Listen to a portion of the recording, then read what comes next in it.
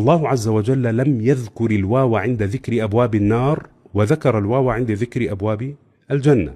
عن أهل النار قال حتى إذا جاءوها فتحت أبوابها، ما في واو. وعن أهل الجنة حتى إذا جاءوها وفتحت. ليش؟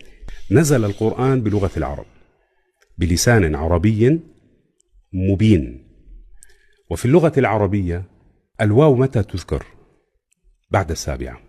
لا تذكر الواو إلا بعد السابعة. هكذا في لغة العرب. أبواب جهنم 7 فلم تذكر الواو، وأبواب الجنة 8 فذكرت الواو.